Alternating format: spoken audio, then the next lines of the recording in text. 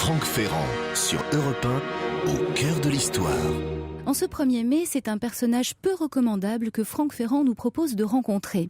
Je lui laisse le soin de vous révéler son nom. Bonjour Franck. Bonjour Caroline, bonjour à tous. Son nom, c'est une chose, son apparence est restée célèbre. Imaginez sans doute le chauve le plus connu de tous les temps, avec une barbiche en pointe et avec ses deux yeux de souris scrutateurs qui faisaient trembler la foule lors de son procès. Nous allons parler d'un des pires criminels du début du XXe siècle, le sieur Landru.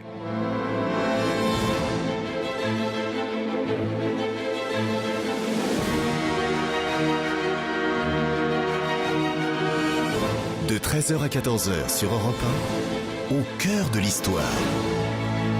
Franck Ferrand.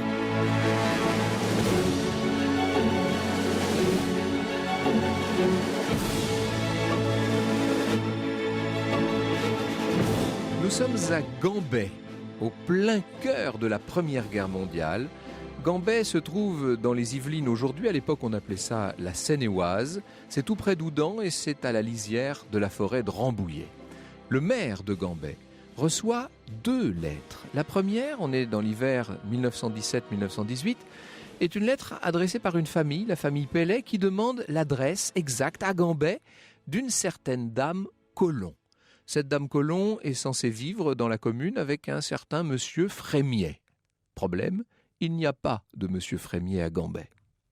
Quelques mois plus tard donc, le maire reçoit une 2e lettre de la part d'une demoiselle Lacoste cette fois, qui est sans nouvelles de sa sœur, une certaine madame Buisson, vivant avec le mystérieux Frémiet dans une maison, dit-on, isolée du village.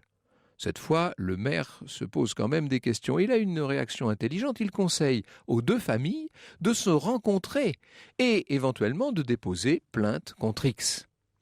De son côté, il mène sa petite enquête, ce maire, évidemment. Il identifie facilement la maison. C'est la Villa Tric, du nom de son propriétaire, qui l'a fait louer par un tiers à un certain monsieur Dupont. Un monsieur Dupont dont on est sans nouvelles à ce jour. Voilà qui commence à faire déjà pas mal de mystères. Évidemment, cette énigme ne pouvait qu'aboutir à l'ouverture d'une enquête. Le commissaire d'Hôtel est chargé de l'affaire et il commence par patauger un peu, disons-le, jusqu'au jour où il reçoit un coup de téléphone providentiel. Invention encore récente, le téléphone. Et le coup de téléphone, à l'époque, c'est souvent le Deus ex machina, vous savez. C'est une amie de mademoiselle Lacoste qui appelle en vérité le commissaire. Elle a rencontré le fiancé de la fameuse Madame Buisson. Or, elle jure avoir reconnu cet homme dans un magasin de vaisselle près du Châtelet. Le magasin s'appelle le Lion de Faïence. Au moment où il s'est senti reconnu, l'homme a sauté dans un autobus. Les enquêteurs, bien entendu, vont le retrouver. Ils se rendent d'abord au magasin, ils obtiennent l'adresse de celui qui se fait appeler maintenant Monsieur Guillet, et les 2 inspecteurs se retrouvent donc à cette adresse au 76 rue Rochechouart.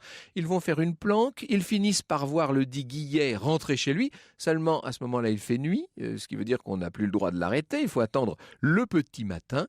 C'est ce que vont faire les 2 inspecteurs qui le cueillent donc avec sa maîtresse, une certaine Fernande Segret. On les emmène au poste, tous les 2, Fernande et le monsieur Guillet, et le commissaire d'Hôtel n'a aucun mal à établir l'identité du prétendu Guillet. Il s'agit en fait d'un escroc bien connu de la police, sous le nom réel d'Henri Désiré Landru. Qui est ce Landru ? Eh bien, je vous propose d'attendre un peu pour le savoir plus en détail. Nous allons revenir sur son enfance, sur sa jeunesse, sur l'ensemble des circonstances qui l'ont amené là où il en est. Disons seulement que sa mère était couturière en chambre. Couturière en chambre, vous savez, c'était un métier très répandu à une époque où le prêt-à-porter n'existait pas, évidemment. Quand je dis que c'était très répandu, c'était même pour les femmes le métier le plus répandu.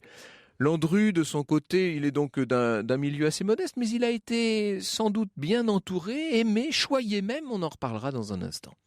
Landru a fait 36 métiers, il a même fabriqué des bicyclettes avant de verser dans l'arnaque pure et simple. On lui connaît déjà 5 condamnations pour escroquerie et abus de confiance, de préférence au détriment de jeunes femmes. Il faut dire que, malgré son physique assez peu avantageux, c'est le moins qu'on puisse dire, l'homme est un séducteur et qu'il lui faut nourrir, lui qui n'a pas d'emploi fixe, une femme et 4 enfants, 2 garçons et 2 filles. Le commissaire d'Hôtel ne perd pas de vue l'essentiel. L'essentiel, c'est de retrouver ces femmes qui avaient fait l'objet de la part de leurs familles respectives de ces lettres adressées au maire de Gambet, rappelez-vous, mesdames Buisson et Colomb. Alors, où sont-elles ? Mais je n'en sais rien, répond Landru. Je ne suppose pas que vous m'accusez de les avoir expédiées à Buenos Aires, répond-il. Ça, d'emblée, c'est la personnalité de cet homme-là qui ressort. Il a tendance volontiers à se montrer mordant avec ceux qui l'interrogent. Il ne manque pas d'humour, il a beaucoup d'abattage. On a presque l'impression que les questions n'ont sur lui aucune prise. Non, répond le commissaire. Ce dont je commence à me douter, c'est qu'elles ont été assassinées. Oh, c'est bien gros, monsieur le commissaire, répond Landru. Il y va de la tête d'un homme. Et à ce moment-là, il ajoute, on se croirait dans un feuilleton judiciaire, il ajoute, je ne parlerai plus qu'en présence de mon avocat. Ça aussi, c'est un trait de la personnalité du bonhomme, c'est qu'il a un sens assez aigu des droits qui sont les siens. Or, dans les poches de Landru, les policiers ont découvert 2 carnets. Le premier, c'est un registre de comptes extrêmement méticuleux, très détaillé, sur lequel l'enquête pourra s'appuyer largement. Ça va lui coûter cher, ce carnet-là. Et puis l'autre, alors là, l'autre calepin est rempli de toutes sortes de notations assez incompréhensibles. Seulement sur la première page, il y a 11 noms. Cuchet. Quand je dis 11 noms, plus exactement, il y a 10 noms. Mais vous avez Cuchet, la ligne du dessous, J. Ibid. Et puis ensuite, Brésil, Crozatier, Arne, Colomb, etc. Et on retrouve les noms de Buisson et de Colomb. 10 ou 11 noms, 11 femmes, se demande-t-on, 11 victimes ?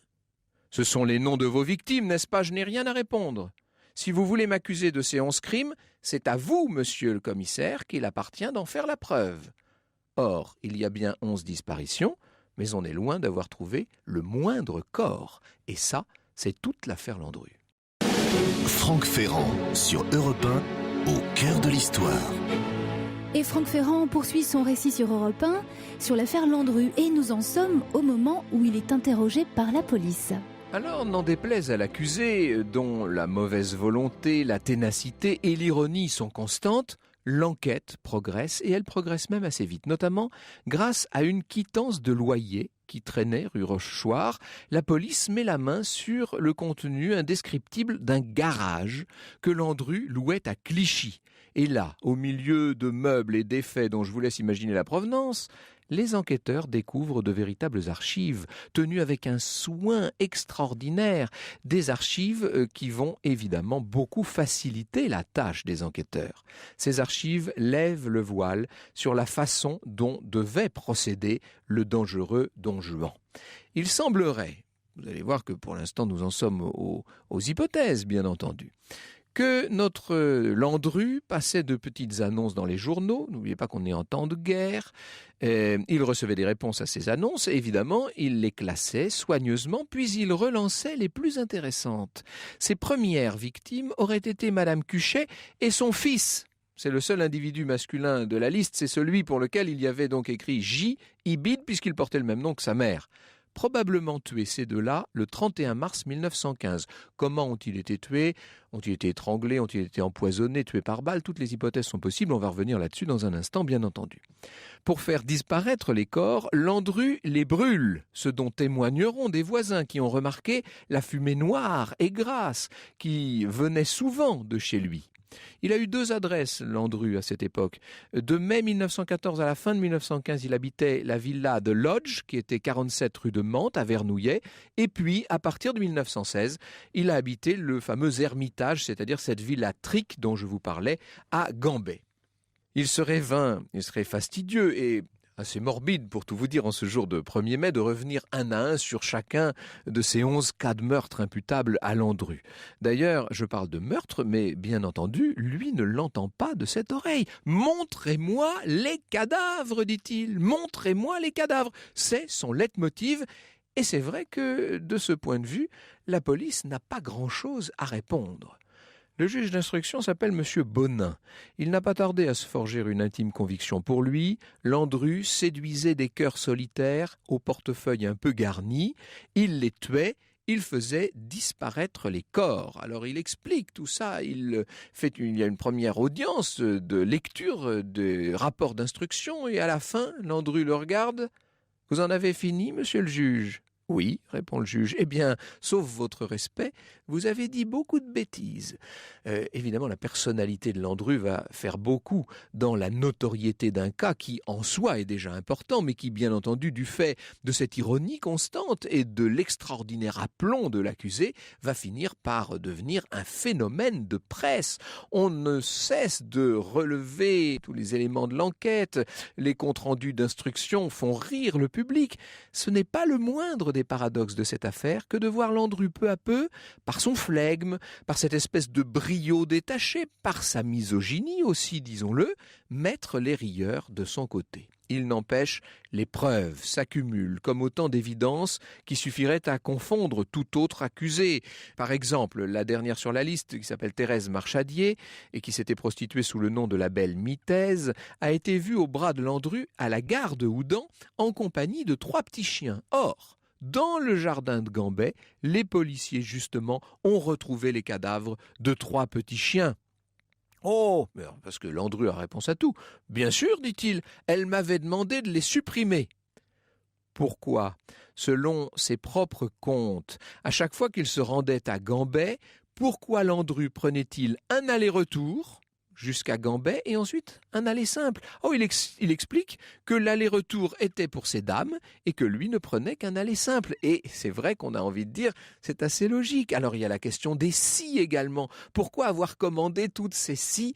Nous entrons dans des détails macabres et nous allons bientôt revenir sur ces aspects. À la fin, le juge d'instruction est en mesure de conclure sur le mobile principal de Landru. C'est l'argent. Vos crimes, lui dira-t-il, vous ont rapporté en tout 35 642 francs 50, soit une moyenne de 3 564 francs par victime. Sur 4 ans, ça n'est pas considérable, mais bien entendu, 35 000 francs de l'époque, c'est une très belle somme. Les semaines et les mois vont passer, pour ne pas dire les années. L'affaire Landru, si touffue, si complexe dans le détail de tous ses rebondissements, est maintenant prête à être jugée par la cour d'assises de Versailles. Elle le sera à l'automne 1921. Landru, à ce moment-là, bénéficie des conseils du plus grand maître du barreau de l'époque, le célèbre maître de Moreau-Giafferi, qui est assisté lui-même par un jeune confrère très talentueux, maître Navière du Treuil. Les audiences vont bientôt s'ouvrir. Elles s'ouvriront le 7 novembre. Comment se sont déroulées ces audiences, mais surtout, qu'est-ce qui les a précédées et que nous apprennent-elles sur la personnalité tellement complexe de ce fascinant Landru? Ce sont les questions que je vais poser à mes 2 invités dans un instant. Viens dans ce joli pavillon, il sera très indulgent, très bon. Ces murs se feront un devoir de ne rien dire et de ne rien voir. Il sera propice, accueillant et complice.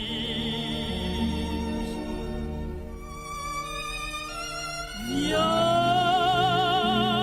la porte ouverte nous invite,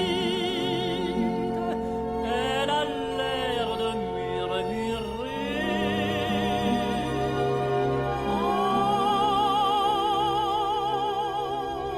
Entrez. Viens dans ce joli pavillon sur Europe 1. C'est un extrait de La Veuve Joyeuse, opérette de Franz Léard. Franck Ferrand et ses invités. Ce sont des invités pas comme les autres qui nous ont rejoints pour parler du sire de Gambet, comme la presse avait fini par surnommer ce terrible Landru. Quand je dis pas comme les autres, c'est que je n'ai pas eu recours à des historiens de la police ou de la justice. Je me suis amusé à avoir recours à des personnes qui, sur cette affaire Landru, portent un regard spécifique et qui Une est intime lié... conviction. Et bien sûr, une intime conviction. Merci Francesca Biaggi-Schei d'être avec nous. Vous êtes psychanalyste et le regard que vous portez sur Landru est évidemment un regard qui est lié à la pratique de la psychanalyse, et vous en avez tiré un ouvrage passionnant sur lequel nous allons bien sûr nous étendre. Et puis, je ne présente pas évidemment aux auditeurs d'Europe 1 Marc Menant. Vous allez dire, tiens, pourquoi Marc Menant sur Landru? Je vous rassure, je n'ai... Comme coureur de femmes. Peut-être, on pourrait dire ça. En l'occurrence, c'est surtout alors là c'est assez amusant, en tant que voisin que j'ai eu l'idée de vous inviter, mon cher Marc, car, disons-le, vous habitez à quelques pas de la maison de Landru à Gambet. Enfin, vous êtes sur la commune juste limitrophe. Juste à côté, oui, tout à fait. Alors, ce qui est étonnant, c'est que cette maison, quand on la voit, on a l'impression de faire un pas en arrière, un bond étonnant. Elle est exactement dans sa configuration de l'époque, à la brique près. Et alors, il y a les toilettes à l'extérieur, il y a les appentis où on a retrouvé les cadavres des chiens que vous évoquiez tout à l'heure, et la maison, elle est tout le temps fermée, et néanmoins, quand vous appelez la mairie, vous dites, voilà, je voudrais savoir, est-ce qu'il y a aujourd'hui des gens assez étonnants qui se seraient accaparés les lieux? On vous dit, oui, elle est louée depuis plus de 25 ans. Mais alors, mystère des mystères, les volets sont toujours clos, et le jardin, lui, est constamment entretenu. Et la maison se trouve pratiquement à l'écart du village, comme c'était le cas à l'époque. Simplement, c'est greffé, adossé à l'une des haies, un pâté de maisons, un lotissement qui la sépare du cimetière. Alors, ce qu'il faut dire, parce que évidemment ça fait partie de l'ambiance, c'est que cette maison, a priori, se trouve dans un décor, dans un paysage d'un calme, d'un parfaitement rassurant, parfaitement charmant. On est dans ce que la grande banlieue parisienne peut offrir de plus charmant, de plus bucolique. Ah, mais c'est le plus invraisemblable parce qu'il n'y a pas que la maison. À part, je vous dis, ce lotissement qui est là, mais bon, relativement intégré, la région, vous n'avez pas véritablement de centre commerciaux, c'est-à-dire qu'il n'y a pas toutes ces affiches, toute cette laideur qui a fini par gangréner la France. Vous êtes dans un paysage authentique du début du XXe siècle. On entend les petits oiseaux, on voit les ruisseaux couler, et on se dit c'est là. Vous apercevez quelques biches qui s'échappent de la forêt de Rambouillet. Donc tout va bien, c'est un décor pour Bambi, et finalement il semblerait que ce soit plutôt Jack l'Éventreur ou Dracula qui ait vécu dans les lieux. C'est assez stupéfiant, et bien sûr ça va avoir sur l'opinion publique de l'époque un retentissement phénoménal. Le tout Paris se presse au procès qui s'ouvre en cet automne 1921. On reconnaît dans le public Colette, Mistinguett, la princesse Hélène de Grèce, la duchesse de Valentinois. Toutes ces grandes dames se sont levées très tôt pour avoir de bonnes places. Et Maurice Chevalier est là, bien sûr.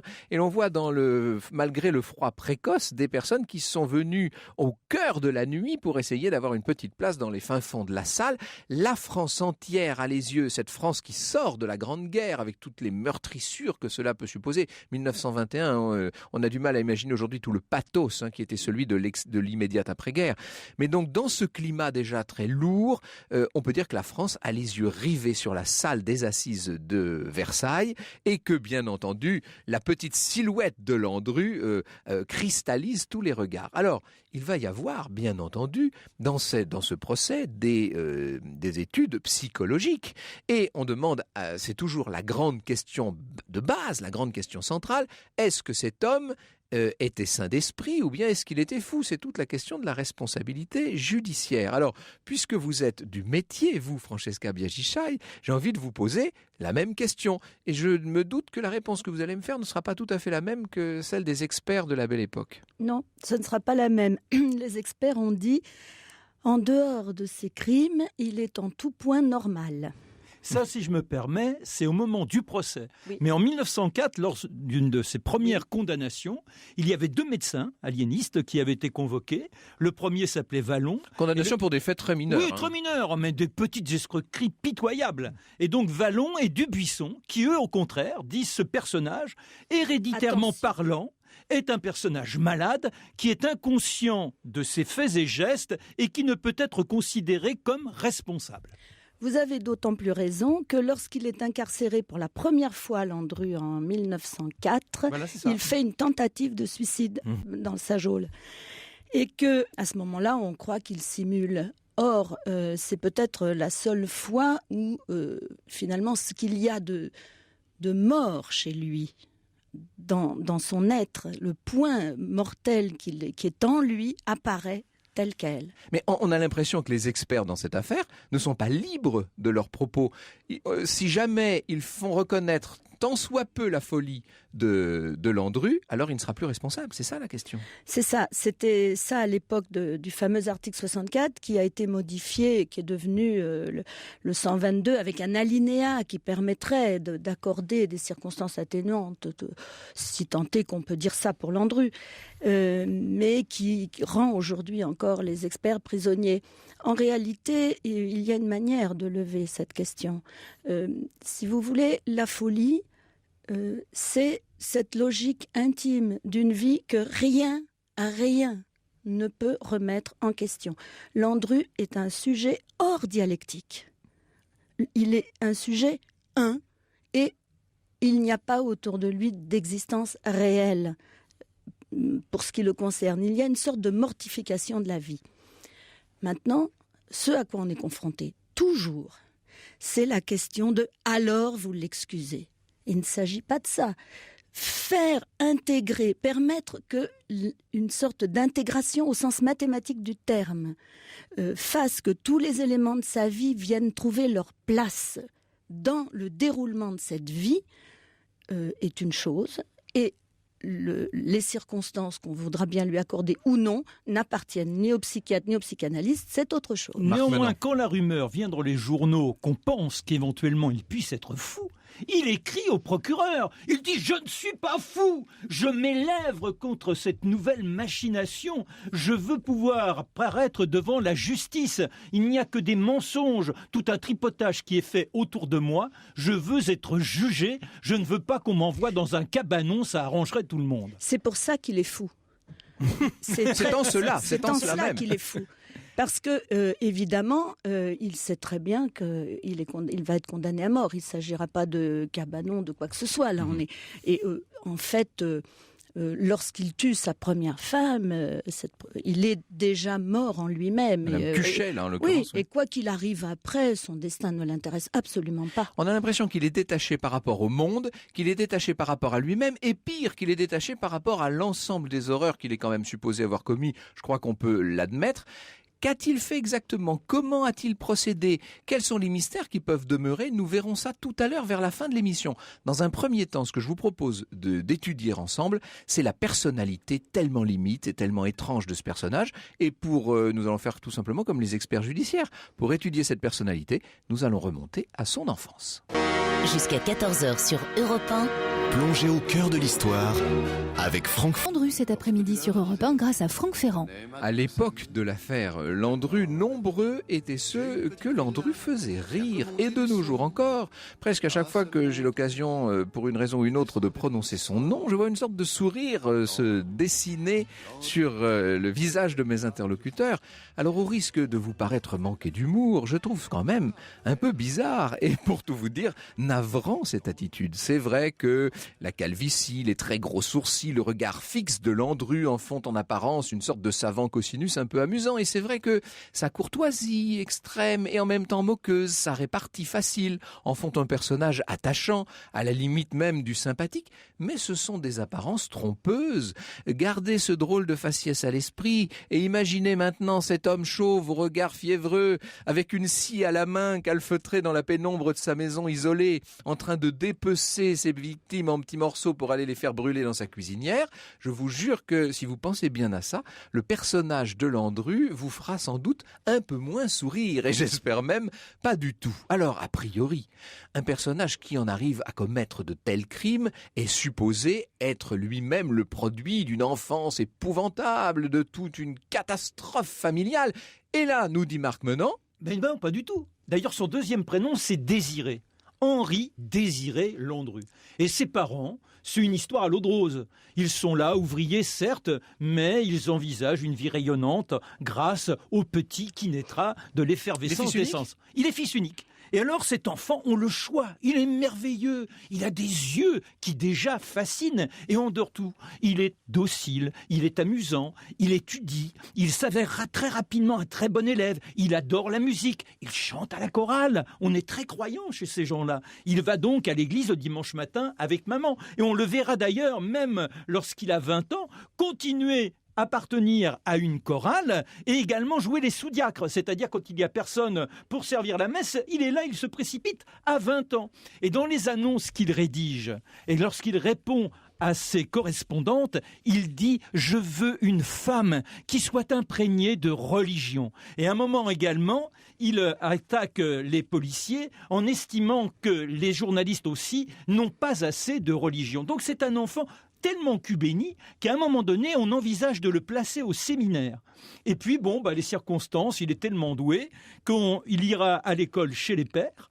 Mais après ce détour, à 16 ans, il va choisir d'entrer dans une école technique pour être dessinateur industriel. Mais il a été couvé, c'est l'enfant presque de la bourgeoisie, bien qu'étant de la roture. Et cet enfant-là, on lui prédit le plus beau des destins. Et en même temps, on se rend compte qu'il n'arrive à pas grand-chose dans sa vie. Il tourne très vite à la petite escroquerie. À 30 ans.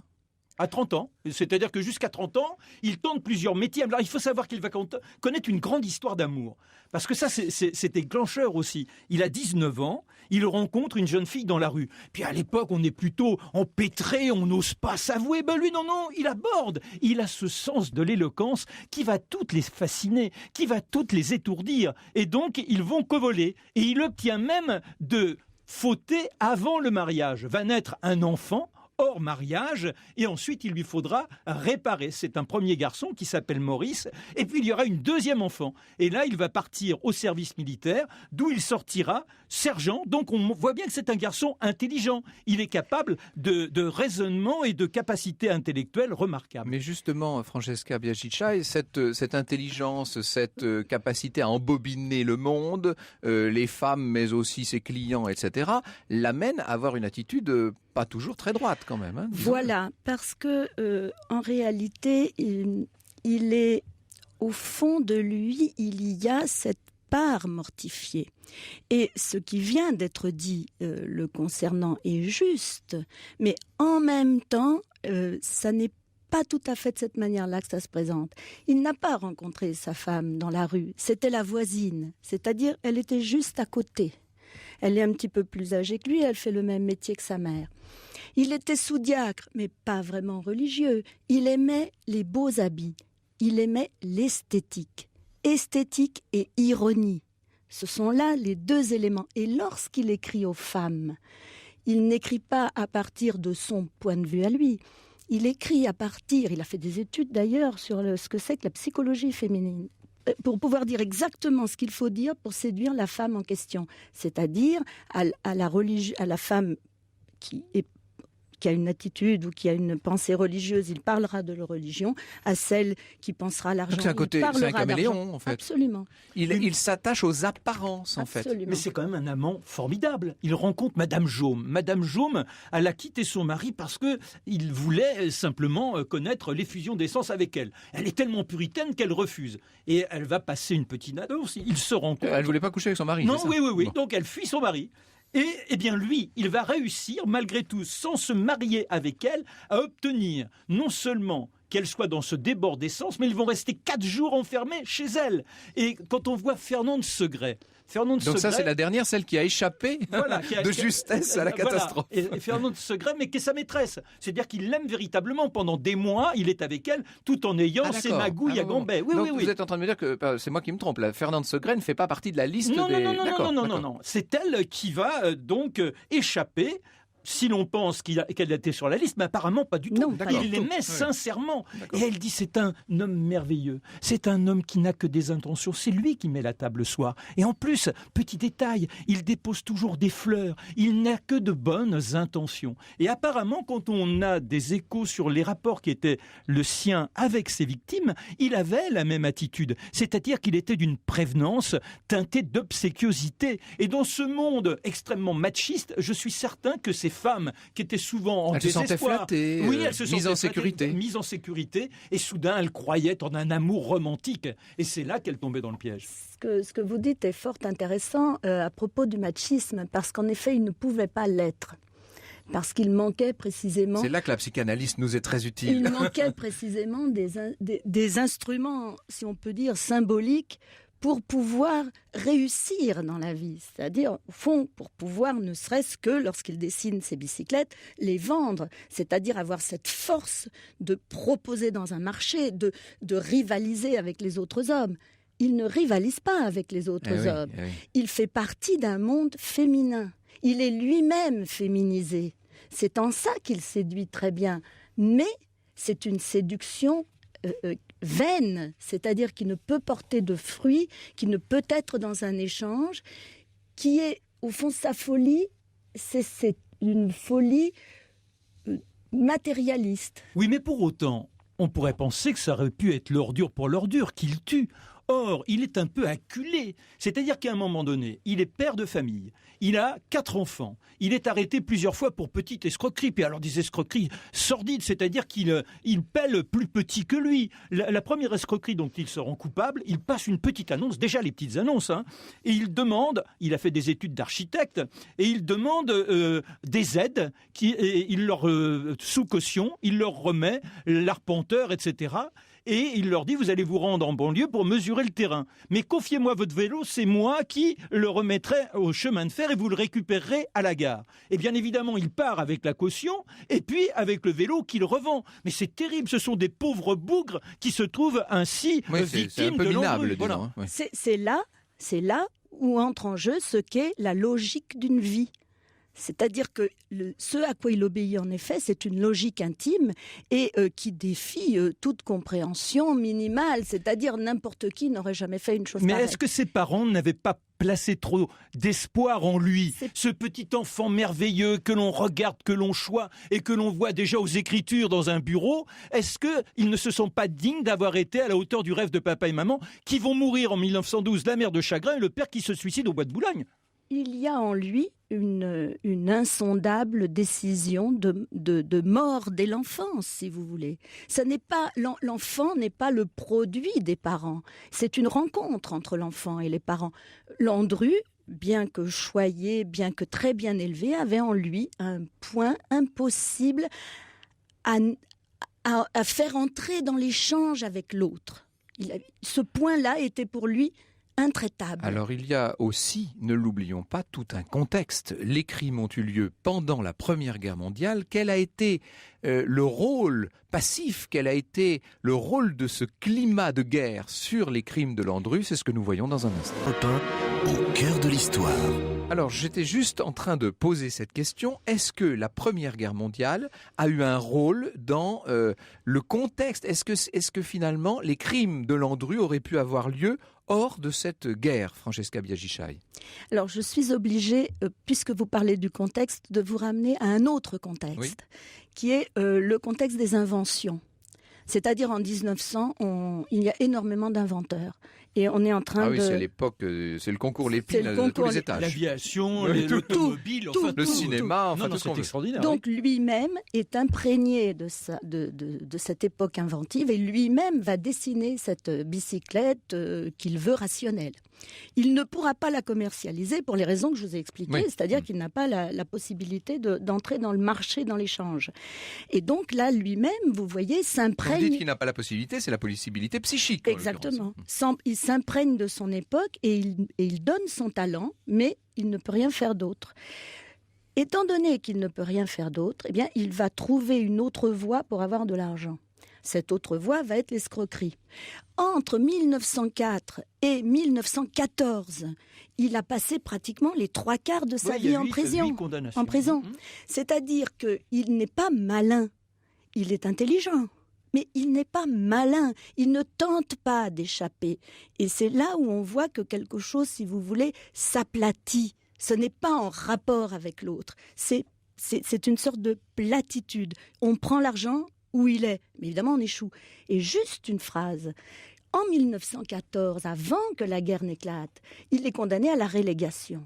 C'est-à-dire que c'est le bagne. C'est-à-dire qu'il aurait fini sa vie sans la guerre comme vraiment un pauvre bagnard. Il a été sauvé par la guerre, en quelque sorte. Oui. Un pauvre bagnard. Mais ça nous ramène à aujourd'hui. Reste qu'il n'aurait peut-être pas pu être criminel comme il l'a été sans la guerre, parce que personne ne faisait véritablement attention dans ce monde d'horreur. Lorsqu'il y a ce personnage qui est au bout de ce village de Gambais qui va, qui vient, on n'y prête guère attention. Il n'y a pas une seule plainte contre les odeurs et compagnie. Et toutes ces magouilles sont possibles aussi parce qu'il s'adresse à des veuves, des femmes qui sont là de plus en plus rongées par la solitude, qui n'ont plus d'espoir, de sociabilité. Et tout cela favorise son dessin. Ça, c'est l'étude de marché qu'a fait Landru, exactement ce que vous êtes en train de dire. Et alors, je suis un la question que je posais, oui, il le dit ça clairement. Il dit mes annonces étaient une ruse commerciale et mon carnet un carnet de commerçant. Mais la question que je posais était peut-être, si je puis me permettre, plus psychologique. Est-ce que le climat de la guerre a aidé par ailleurs ? Alors, bien entendu, c'est-à-dire que, mais il faut voir de quelle manière. C'est ça le point le plus important. C'est-à-dire que la guerre arrive, donc lui est entré en économie de guerre. Le monde change autour de lui, lui-même change comme le monde. Les hommes tuent pour sauver leur patrie, lui tue pour sauver sa famille. Sa famille est une patrie privée. C'est en ça qu'il est fou. Alors, un mot quand même de sa défense, Marc Menant. Il n'a pas n'importe qui comme défenseur. C'est le plus grand avocat du début du siècle, maître de Moreau-Giaferi. Et alors, avec des envolées extraordinaires. Mais néanmoins, il se sent démuni face à ce personnage. Il aimerait lui faire entendre raison. Il le presse, il lui dit, attendez, votre arrogance ne peut que déranger le procureur, ne peut que déranger le président du tribunal. Rabaissez-en un peu, mon ami. Et l'autre dit, non, hors de question. Et il a toujours ce sens de la répartie. Alors là, je ne sais pas ce que pourrait dire la psychanalyste, mais disons que c'est peut-être aussi l'heure de sa revanche, le procès. Cet homme qui a été l'espoir de ses parents, qui n'a connu que des échecs, soudain il est dans un théâtre merveilleux. Il y a tout le gratin qui se presse pour venir le voir. Et on l'écoute et il fait rire. Il subjugue par les mots. Et cette force de l'éloquence doit le transcender. Je pense qu'au moment où il est dans le prétoire, il ne vit pas ses instants en tant que Landru, mais il y vit presque en tant que comédien. Et il a une sorte de réhabilitation par rapport à lui-même. Et là, maître de Moreau de Giaferi, qui est lui-même un prince du verbe, il doit le regarder de temps en temps presque avec jalousie, presque goulûment. Il va essayer de piéger la cour en disant mesdames et messieurs, il y a là. C'est la fin. Oui. C'est extraordinaire. Je l'ai noté parce que j'avais peur, ma mémoire à mon grand âge. Mais alors, imaginez, il va terminer sa plaidoirie. Alors, il est là et il dit votre conviction n'est pas faite. Si je vous dis regardez cette porte, elles sont là. Dans l'antichambre du prétoire, les prétendus disparus de Landru. Elles vont apparaître. La porte va s'ouvrir. Et là, tout le monde regarde parce qu'il pointe du doigt la porte. Là, il se retourne vers les jurés qui ont tourné la tête. Et il dit quoi ? Il dit, vous voyez que votre conviction n'est pas faite, puisque vous avez tous regardé. Et là, l'avocat général, le procureur, monsieur Godefroy, dit... Tout le monde a tourné la tête, sauf monsieur Landru, car lui, il savait qu'il n'y avait personne derrière la porte. Mais précisément en 1921, nombreux étaient ceux qui doutaient, on peut le dire, de la culpabilité de Landru. Alors aujourd'hui, c'est devenu impossible. Mais voilà, c'est difficile. La cuisinière, comme il dit lui-même, c'est une cuisinière qui ressemble... On ne peut même pas loger un crâne dans l'habitacle. Alors on a l'impression que c'est une cuisinière pour enfants. Et quand on sait qu'il faut plus de 2500... La cuisinière qui appartient à Laurent Ruquier d'Europe 1 aujourd'hui. D'accord. Je n'irai pas chez Laurent s'il m'invite. Laurent avait écrit une pièce de théâtre sur Landru il y a quelques années. Il faut 2500 degrés pour faire disparaître un corps au Père-Lachaise quand on incinère. Et là, dans ce petit foyer, d'ailleurs il le dit, c'est un foyer de dinettes. Comment voudriez-vous que j'ai fait disparaître autant de personnes ? Et c'est vrai qu'on ne retrouvera que 300 fragments, micro-fragments de crânes humains mélangés à des morceaux d'os, de musaraignes, de mulots, de poulets et de moutons. On se demande pourquoi ce bric-à-brac macabre. Sans doute encore un mystère. Néanmoins, en 1984, le garde des Sceaux de l'époque, c'était Robert Badinter, qui avait été intrigué par une émission d'Alain Decaux sur Landru, a rouvert le dossier et il a rendu public un petit document qui avait été confié par l'accusé à Maître Navière-Dutreuil, donc l'assistant direct de Maître de Moreau-Giaferi, juste avant le procès. Et c'est un plan de la cuisine de Gambais avec la cuisinière. Et il y a écrit au crayon « Ce n'est pas le mur derrière lequel il se passe quelque chose, mais bien la cuisinière dans laquelle on a brûlé quelque chose. » Et au dos de ce papier, Landru avait écrit donc pour son défenseur « Si je suis condamné et exécuté, laissez passer quelques années et vous pourrez en faire état. Si je ne suis pas exécuté, effacez s'il vous plaît le texte au crayon. » Ce sont des aveux, ça? Alors, deux choses. La chaleur avec laquelle vous parlez de Landru n'est pas la chaleur que lui-même éprouvait. Ah non, du tout. Je doute qu'il ait été animé, si vous voulez, par cette fièvre même d'être porté par un théâtre. À aucun moment, on entend des phrases plutôt laconiques et plutôt ironiques. L'ironie, c'est de structure chez lui. C'est-à-dire que depuis qu'il est né, il traite le monde avec ironie. Oui, mais il fait rire la salle, tant et si bien que le président Gilbert, à un moment donné, dit si ça continue comme ça, je vais renvoyer tout le monde chez soi. Voilà. Et Landru, à ce mot magique, il dit quant à moi, monsieur le président, je suis tout à fait. Voilà. Ça, je suis. Alors, moi, j'ai éclaté de rire quand j'ai relu ça. Ce que vous dites, c'est ça qui est intéressant, c'est cette discordance entre le sujet lui-même, comment il traverse ça, et les faits produits. Et sur les faits, évidemment, je suis tout à fait d'accord avec vous. Il doit y avoir un côté jubilatoire quand même pour le personnage. Ça, c'est quand on se met à la place de Landru. Or, précisément, la folie fait qu'on ne peut pas se mettre à la place de quelqu'un. Marc Menant, quand vous allez rentrer tout à l'heure du côté de Gambet, vous aurez des frissons, vous y pensez? Moi, c'est une maison. À chaque fois que je passe, c'est-à-dire quand je vais faire mon marché à Oudan, il y a quelque chose qui me glace. Je vous assure que c'est une maison sinistre. On a l'impression qu'elle était dès le départ nantie de mauvais présages. D'ailleurs, vous savez la rumeur qui court encore aujourd'hui, là-bas chez les vieux, c'est que c'est une maison maudite. D'ailleurs, avant, il y a eu 2 suicides qui vont précéder. C'est bien pour dire. Alors, vous me parliez de l'aveu, parce que je n'ai pas oublié que vous aviez posé cette question. En effet, il ne peut pas tout à fait avouer, parce que avouer, ça voudrait dire reconnaître les meurtres. Or, étant donné que tout le monde tue pendant la guerre, il a fait comme tout le monde. Et pour sauver sa famille. Donc, en quoi reconnaîtrait-il un meurtre? D'ailleurs, à un moment donné, il dit « Écoutez, il y a eu tellement de morts dans cette guerre, pourquoi ne pas considérer que je n'ai rien fait ?» Francesca Biaggi-Chailly, Le cas Landru à la lumière de la psychanalyse, s'est édité chez Imago avec une préface de Jacques-Alain Miller. Merci beaucoup de nous avoir éclairé sur ce cas et merci à Marc Menant d'avoir ressuscité les plus grandes heures d'Europe 1 à travers la fièvre d'une éloquence jamais prise en défaut.